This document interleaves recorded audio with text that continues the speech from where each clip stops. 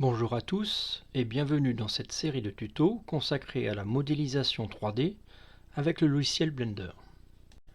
Aujourd'hui, nous allons voir les systèmes de particules et la simulation de feu-fumée.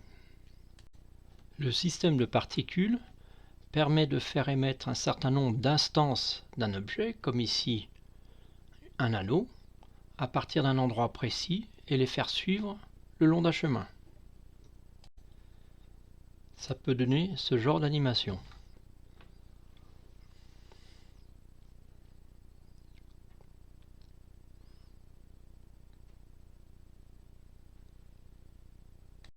Pour commencer, il faut rajouter une courbe de Bézier, un peu comme celle-ci. Pour rappel, Add Curve Bézier. En mode Edit, on peut donc faire des extrudes ou des déplacements de points pour obtenir le chemin voulu pour nos objets. Pour que ce chemin serve de force d'attraction à nos objets en mouvement, il faut aller ici dans les propriétés physiques, rajouter un force field comme je l'ai fait ici. Le type de force field sera de type curve guide et maintenant notre courbe a une force d'attraction physique. On peut faire varier ici le taux d'agglutination des objets, par exemple en le passant à 1. On voit qu'il y a un effet de queue-leu des objets. Si je repasse à 0, c'est un peu plus éparpillé, moins agglutiné. Maintenant, il faut rajouter un objet émetteur pour les particules. Pour cela, la plupart du temps, on prend un plan. Add Mesh Plan. Et on le positionne dans le sens des départs pour les particules. À ce plan, nous allons rajouter une propriété d'émission de particules, un émetteur. Pour cela, il faut aller ici sur Particle System et sélectionner le type émetteur. Dans un premier temps, on peut se rendre sur l'onglet Render pour changer les objets qui seront en mouvement. Par défaut, nous avons Halo, qui sont des sortes de billes. On peut sélectionner Objet et ici venir choisir, grâce à la pipette ou à la liste, l'objet voulu. Ici donc le torus.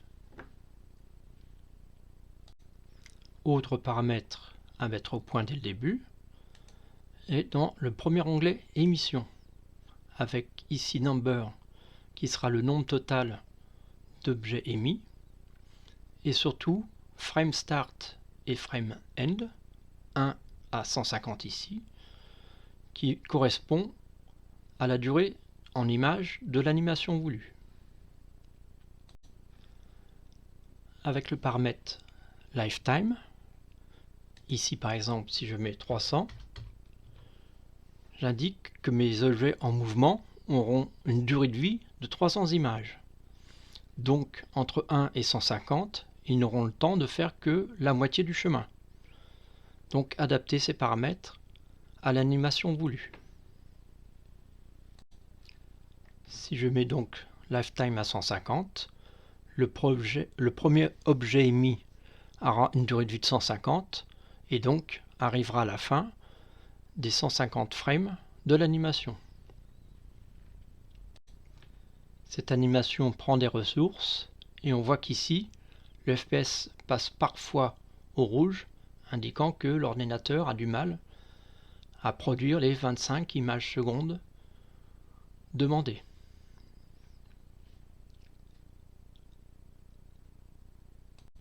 Autre paramètre à mettre au point, c'est dans Field Width. Pour éviter que d'autres forces, par exemple la gravité, interviennent dans le mouvement de nos objets, il faut ici venir indiquer la collection qui contient ici les torus, et indiquer que nous avons une gravité à 0. Si je supprime cette collection et que je remets la gravité à 1 comme par défaut, on remarque que les objets en mouvement subissent donc une gravité et ne suivent plus tout à fait la courbe.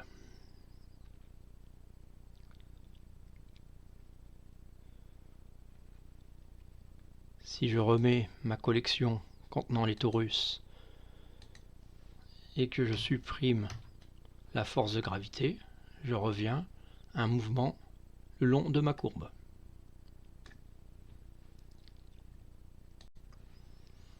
Il y a d'autres choix de force d'attraction pour notre courbe. On peut choisir, donc à la place de curve guide, la notion de force. Une force qui va suivre donc une courbe. Il faut adapter la force, par exemple mettre -7, et dans le flux mettre 1. Et là aussi, on voit que nos torus suivent la courbe, peut-être avec des petites différences par rapport à l'autre type d'attraction.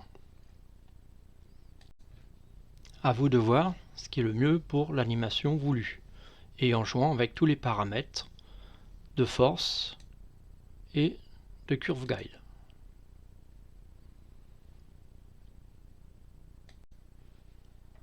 Dans le cas de type force, le paramètre flow, s'il est mis à 0, il y a une sorte de pagaille dans l'animation des torus. Plus on augmente, au maximum par exemple 1, plus la force d'attraction donc de la courbe sera forte.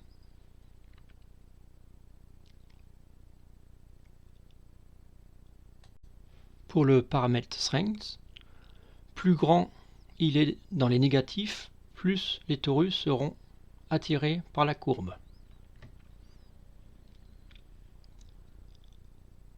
Si par exemple je le passe à 0, la courbe n'a presque plus de force d'attraction. Les torus sont émis par le plan directement comme ceci. Dans cette deuxième partie, nous allons voir comment générer un feu et de la fumée. Dans un premier temps, il faut définir un cadre dans lequel ce feu et cette fumée sera contenu. Pour cela, tout simplement, rajouter un mesh de type cube, l'allonger en hauteur, l'adapter donc au volume où se déroulera le feu et la fumée, et peut-être se mettre en X-ray et en wireframe pour voir à travers et l'intérieur de l'objet. À cet objet, que nous allons appeler le domaine, nous allons lui donner une propriété physique. Donc dans Physics Properties, voici tout ce qui s'affiche, et j'ai cliqué ici sur Fluide, qui m'ouvre tous ces paramètres ci-dessous. Le type de fluide utilisé ici sera de type donc domaine. Nous avons par exemple flow qui servira à l'objet qui générera le feu, et effector sert aux objets pour donner un effet de réflexion du feu ou de la fumée. Ici donc c'est domaine. Le domaine type ici c'est de type gaz. Liquide c'est pour donc tout ce qui est de l'eau, la mer, les rivières, etc. Maintenant, je vais définir un objet qui servira d'émetteur pour mon feu et ma fumée.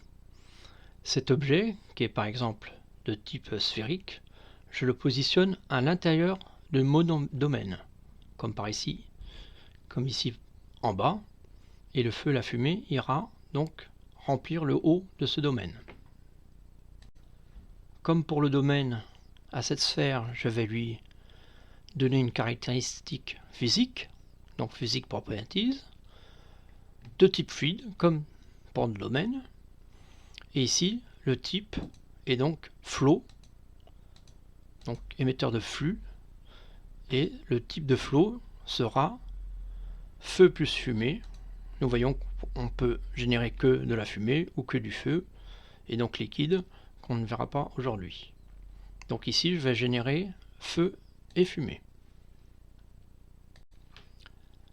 Pensez à choisir InFlow dans le Flow Behavior et de cocher Use Flow. Maintenant, nous avons nos deux objets, l'émetteur de flux et l'objet domaine. Si je joue l'animation, voici ce que ça donne.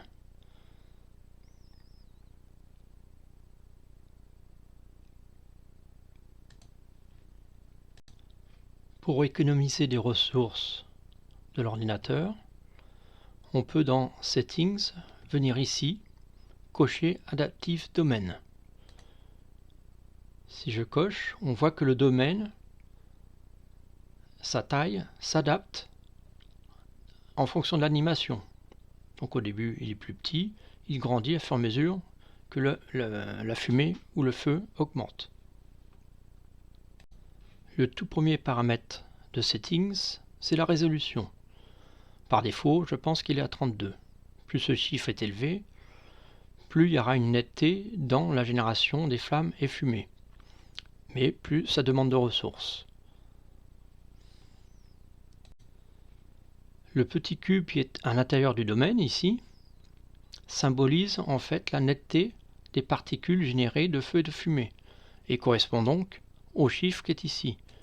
Par exemple, si je le double, je passe à 64, on voit que le cube a diminué de moitié, et donc il y aura beaucoup plus de netteté dans la génération. On voit ici qu'avec une résolution de 32, l'ordinateur a du mal à fournir les 24 images secondes. Avec 64, c'est donc pire.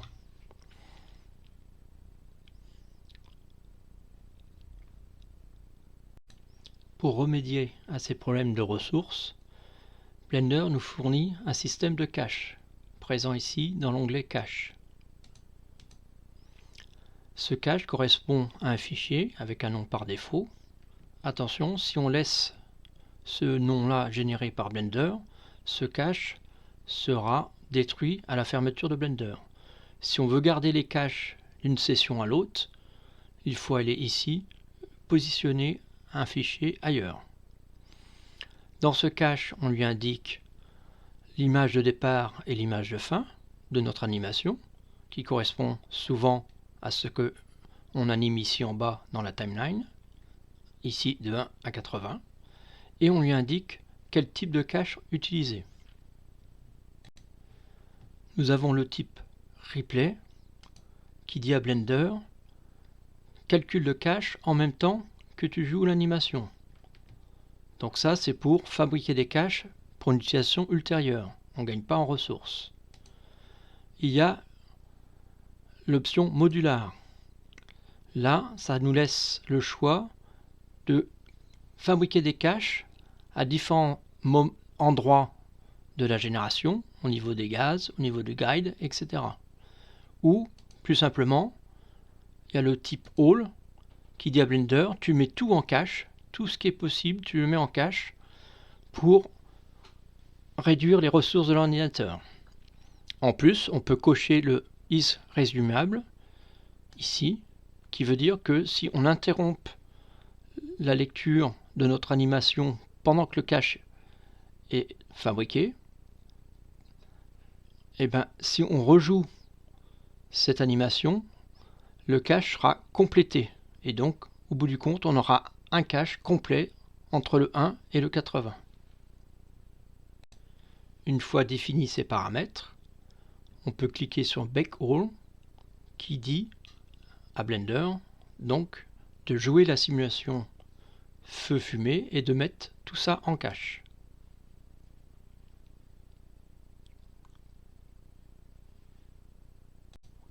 On voit qu'il a mis la simulation en cache, car ici maintenant nous n'avons plus Bake All mais Free All, qui sert à libérer le cache si on veut changer les paramètres, car tant que le cache a été fabriqué, un certain nombre de paramètres ne sont plus accessibles. Maintenant, si on joue l'animation, on voit qu'on a presque plus de problème d'affichage des 24 images secondes. On peut aussi stopper l'animation et aller sur une image bien précise pour voir, revenir en arrière et pour voir ce que ça donne à chaque frame. Là, on affiche le cache, donc on peut aller en avant, en arrière très facilement sans que le Blender, l'ordinateur, recalcule toute l'animation. Les paramètres CFL Number, Time Step Maximum et Minimum, ces trois paramètres-ci, ainsi que de cocher Use Adaptive Time Steps, agissent sur le nombre d'étapes que l'on demande à Blender d'utiliser pour simuler le feu et la fumée pour chaque image. Ici de 1 à 4 étapes pour chaque image générée. Voici la différence lorsque l'on change ces paramètres. 1,4 pour le number ou pour le maximum minimum. 1,4 ici, 4,8.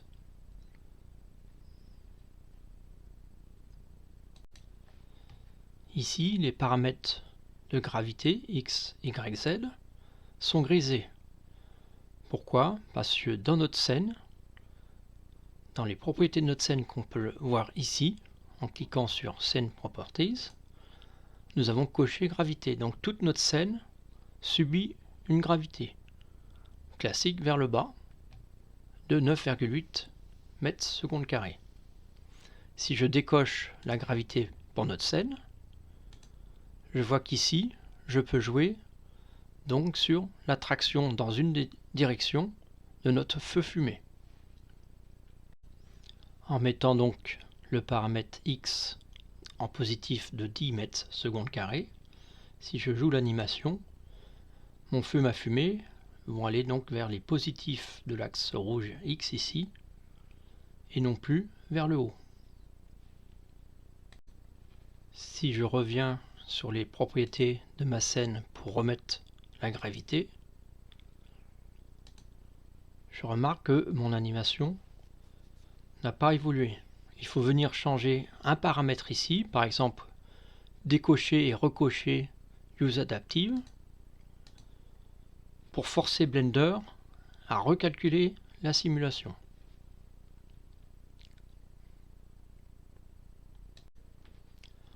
Dans l'onglet Gaz ici, nous avons ces trois paramètres, ainsi que d'autres paramètres dans Dissolve, Noise et Fire, et tout ceci ajoute sur la génération du feu et de la fumée. Voici une illustration sur ce paramètre. 0,5 à gauche, 5 à droite. Et voici comment la fumée est générée. Et si on passe dans les négatifs, donc mon émetteur est en haut et la fumée va vers le bas avec -2 et -5. Le hit ici agit aussi sur la simulation en relation avec initial température, paramètre qui se trouve dans Settings. Quand les deux paramètres sont à 1 ici à gauche, initial température à 1 et hit à 5 ici à droite. Dans le sous-onglet Fire de gaz, voici une illustration du paramètre Reaction Speed. Dans mon exemple, il est à 0,75, donc comme ici à gauche. Voilà ce qui se passe si on le passe à 2.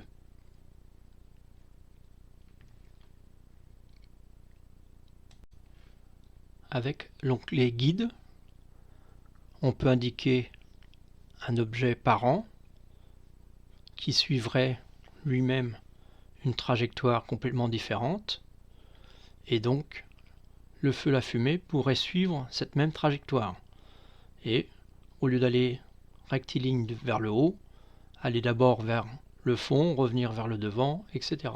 par exemple. C'est la fin de ce tuto. À bientôt pour une prochaine vidéo.